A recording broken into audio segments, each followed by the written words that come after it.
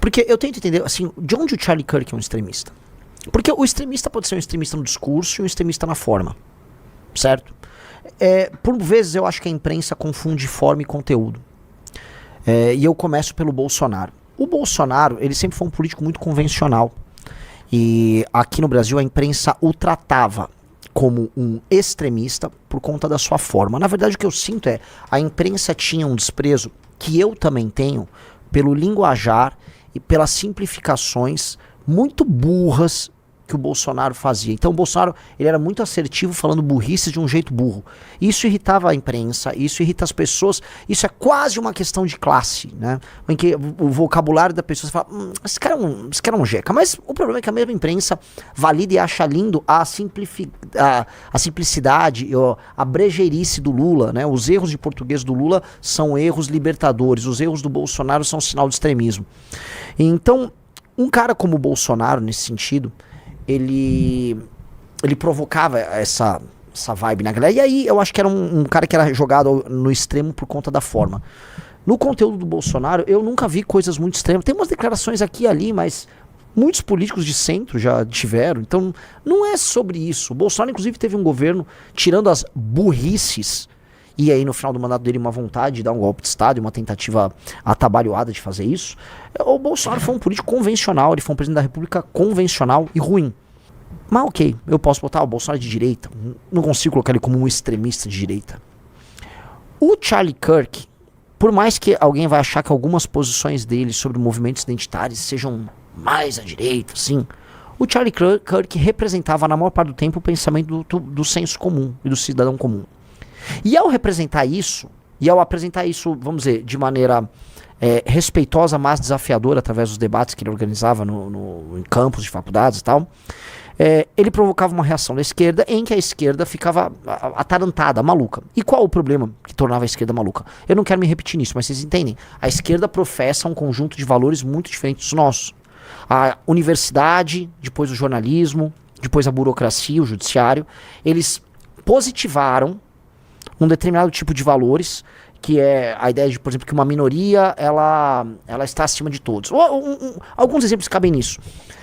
Não existe racismo reverso que eles fazem. Por exemplo, olha, o conceito de minoria, que é um conceito, na prática, de opressor e oprimido, a gente vai pegar, é uma derivada do que falava o Marx. A minoria, ela tem um status diferente. Portanto, eu vou interpretar a lei sobre casos que são objetivos e sobre, vamos dizer, dispositivos legais muito objetivos. Por exemplo, você não pode discriminar uma pessoa por conta da sua cor de pele e raça. E aí eu vou interpretar segundo, vamos dizer, esse desenho que é um desenho marxista. Não, olha só, o fulano é um opressor e o outro é um oprimido. Por quê o quê? Então, objetivamente, a lei não está certa. Existe uma interpretação, uma hermenêutica marxista da lei? Sim. Os estados no Ocidente fazem uma hermenêutica das leis que envolvem raça de maneira absolutamente marxista, ou pós-marxista, mas seguindo uma perspectiva à esquerda, ok? Leis que envolvem questões de gênero, mulher, depois as leis que envolvem trans, a paranoia trans que começou a surgir, a loucura trans, do conteúdo que era colocado para crianças nos Estados Unidos, até essa babaquice do pronome. Aqui no Brasil, estejamos honestos, meu amigo, eu tenho que falar que a Erika Hilton é uma mulher. Porque ela é uma mulher, certo? E aí se eu não achar que ela é uma mulher, eu vou preso. Eu vou preso se eu não achar que a Erika Hilton, que obviamente é uma mulher, eu vou preso se eu achar que ela é um homem. Olha o cuidado que eu tenho que ter. Olha como eles transformaram em dogma, em lei, em punição, um entendimento muito verdadeiro, que ela é uma mulher. Vocês entendem meu ponto? Esses caras, portanto, eles têm as vítimas perfeitas, eles estão histéricos, e eles veem que os valores que eles compartilham, né, o militante de esquerda, o estudante universitário, o jornalista, eles acham que esse valor é o valor do futuro. E que o senso comum do cidadão comum é o passado. E este passado é extremista. Portanto, exercer o senso comum do cidadão comum é ser extremista. E é atingir os dogmas, nesse caso, tanto jurídicos quanto religiosos, dessa elite. E aí essa elite começa a achar que é um desrespeito você defender o senso comum do avanço da religião deles. Então eles avançam com a religião deles, e aí você fala, não, olha só, eu acho que só existem 2 gêneros. Não, como assim? Isso é transfobia. Você tá pregando a morte da população trans. Esse é o termo que eles levam. Portanto, o Charlie Kirk, ele é um extremista e tem que morrer. Portanto, o Guto Zacarias, quando faz o Shame de My Mind, ele é um extremista e tem que morrer. O Arthur Duval é um extremista e tem que morrer. O Nicolas, lá, quando botou a peruca, é um extremista e tem que morrer. Eu sou... Um cara tava agora falando, uma mulher lá pregando a morte do Kim, do Arthur, agora também do Nicolas. A gente tá agora cavucando na internet, tem um monte de gente aí pregando a morte da galera. E você se torna um extremista que precisa morrer. Entender o ponto? Este ponto faz com que um jornalista que esteja inserido nesse sistema cultural de elite, que o Curtis Yarvin, né, vulgo Mencius Moldbug, chama de a catedral. Pô, digite se você já entende o que é o conceito da catedral. A gente já fez material no Valete Plus, o final do Clube MBL. A gente tem documentário sobre isso, eu cito isso pra caramba nas lives. O conceito de catedral é muito importante pra análise da política americana contemporânea, mas também pra política brasileira contemporânea. E é importante vocês entenderem isso pra gente, né, avançar com as nossas discussões, tá? Então eu espero que vocês falem, não, eu entendo o conceito de catedral, tá? E entendendo o conceito de catedral, eu avanço. Digite 2 se você não sabe qual é o conceito, que eu até explico novamente, mas geral tá botando 1 aí, eu fico muito feliz, tá? Temos quantas pessoas, Rafael Almeida Riso, nas 2 lives? 1.250 no seu canal e 3.900 no canal do MBL. Tá, no MBL já tem 4.000 e outro tem, então a gente tem 5.200 pessoas em 8 minutos. Começamos bem, tá? Hoje é dia de buscar mais de 10 mil pessoas no agregado das 2 lives. Bora, galera, vamos conseguir? Para isso, pessoal, like na live e compartilhe o link dessa live com seus amigos, que é muito importante. Tá muita gente digitando 2, então eu vou tentar explicar o conceito de catedral de maneira muito sucinta. Tá, de acordo com o Curtis Yarvin, quando ele usava o pseudônimo Mencius Moldbug, tá, no blog que ele tinha, ele escrevia sobre isso e ele explicou que havia um conceito. É o seguinte, antigamente, na Idade Média, onde emanava a verdade e onde os dogmas eram estabelecidos e onde você tinha quase um ponto fixo em que, ok, a verdade está aqui, a verdade emana daqui. Onde estava? Na Idade Média, pessoal. Pergunto pra você, Aloísio. Onde estava? Você está andando numa capital europeia em 1100. Onde você fala, esse lugar aqui vai ter a verdade. Esse lugar aqui, o dogma do que eu posso dizer, o que não posso dizer, vai estar estabelecido. Onde estava, Luísio? Não era numa pastelaria, né, Luísio? Onde era na Idade Média, Luísio? Luísio, você é um homem inteligente. É bem óbvia a resposta.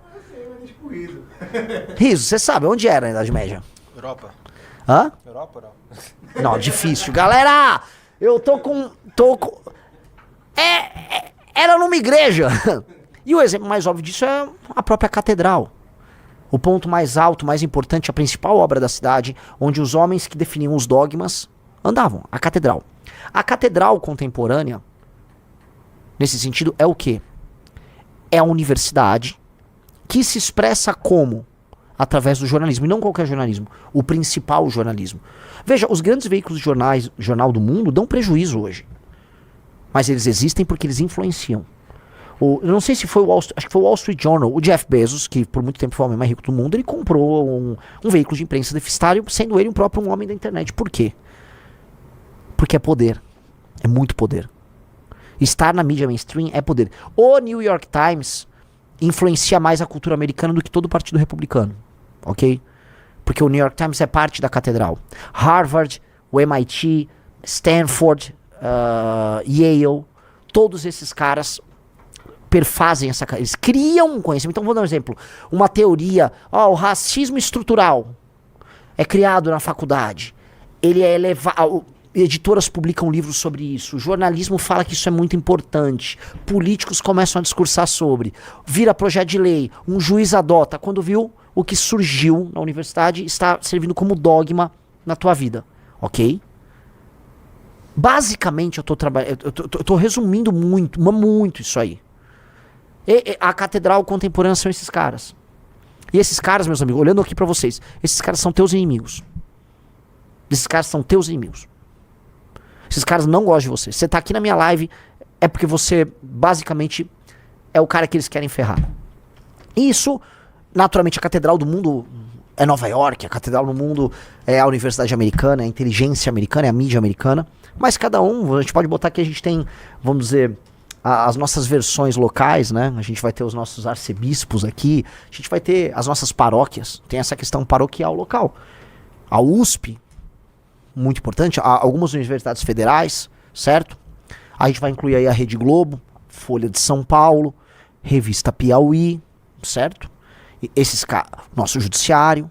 É uma elite intelectual, que se fala, frequenta os mesmos lugares, assistem os mesmos filmes. Para essas pessoas, o filme, como é que é? Eu Ainda Estou Aqui, é a coisa mais linda do mundo. Os filmes são feitos sobre as histórias deles para que eles assistam. A cultura é criada para obedecer os sonhos deles. E você não concorda com isso. Você sente que isso não faz sentido. Ao não concordar com eles, você é um extremista. Igual a igreja tratava em alguma medida pessoas que rompiam os dogmas da igreja. Tipo as cruzadas? Não eram as cruzadas. A gente pegar o caso dos cátaros e outras, vamos dizer, heterodoxias ali que foram fortemente pisadas ali pela igreja. Né? Você vinha com uma heterodoxia e, nesse sentido, a gente pode ser tratado como um cara que está professando a religião errada, a religião a ser substituída. Tá? Naturalmente, né?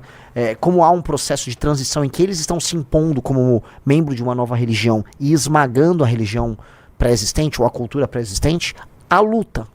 Só que você tem que entender que há luta. A maior parte das pessoas não entendem que é uma luta. As tais das guerras culturais. As guerras culturais que nós vivemos são basicamente a luta entre o senso comum, a cultura e a religião anterior, ou seja, o mundo comum e os conceitos que vocês acreditam comum, tipo família nuclear, heteronormatividade, cisnormatividade, que eu acredito e defendo, ok? Contra um mundo que se impõe contra a gente, ok? Ok? Vocês entenderam?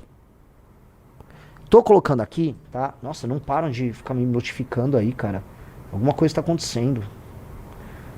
Ok. Enfim, o meu vídeo tá rolando alguma coisa aí, tem um monte de gente mandando mensagem. Essa guerra, tá? Ela vai ser no meio das palavras. E a melhor maneira de você destruir alguém nessa guerra é tratar esta pessoa como Qual é o maior xingamento político que existe, Riso? O maior xingamento político? Fascista. Ou nazista.